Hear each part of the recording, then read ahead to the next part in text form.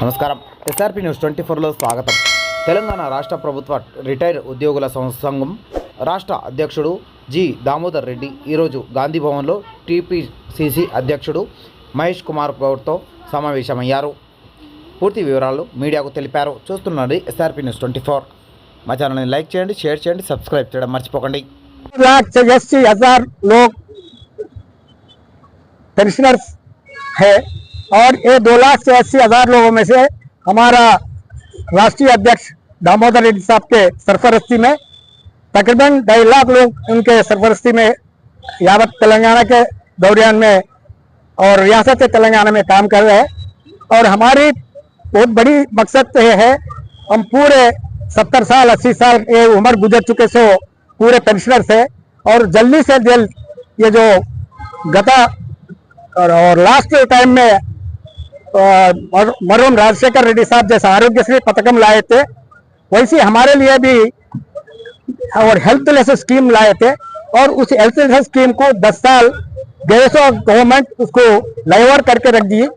और हमारा ये भी एक ही मकसद है और यही मकसद से हम कांग्रेस गवर्नमेंट को और चुना के लेके आए हैं। और इस रियासत में ऐसो और एम्प्लॉयज हो या टीचर्स हो, पेंशनर्स हो और लेबर्स हो, तकरीबन 15 लाख लोग रेवंत रेड्डी साहब के और उनके लीडरशिप में और हमारे जो भी कारनामे है और हमारे जो भी मतलाबात है और उसको पूरी करने के लिए टीपीसीसी प्रेसिडेंट महेश कुमार गौड साहब से मुलाकात करें और उन्होंने इमीडिएटली ईएचएस के ताल्लुक से, हेल्थलेस स्कीम के ताल्लुक से और सीएम साहब से हमारे डेलीगेशन को ले जाके बात करा के और उसको जल्दी से जल्दी अमल कराने के और वायदा करे हैं। और हमारे जो बड़ी चौड़ी में छोटी सी एक चुड़ियों के गुड़ी के सर का हमारे छोटी सी बिल्डिंग है और उस बिल्डिंग पे ऊपर चढ़ना उतरना हमारे से होना नहीं। और ये एग्जीबिशन ग्राउंड में और हाउसिंग बोर्ड कॉलोनी का एक 2000 स्क्वायर यार्ड्स का एक पुरातन बिल्डिंग है, उसको दिलाने के वास्ते इमीडिएटली टीपीसीसी प्रेसिडेंट साहब माननीय महेश कुमार गौड़ जी, पोंगलेटी श्रीनिवास रेड्डी साहब, मिनिस्टर साहब से अभी हमारे सामने बात करके वो उस बिल्डिंग का अलॉटमेंट करने के वास्ते मायदा करे से हम उनसे पूरी सहमत है। और जब तक हमारी जो उम्र रहेंगे, जब तक हम इस दुनिया में जिंदा रहेंगे, रेवंत रेड्डी साहब के और उनके जो कांग्रेस गवर्नमेंट को हमारे पूरी दिली और आशीर्वाद रहेंगे, दुआएं रहेंगे। राष्ट्र कांग्रेस అధ్యక్షుడు మహేష్ కుమార్ గౌడ్ గారిని కలిశాం.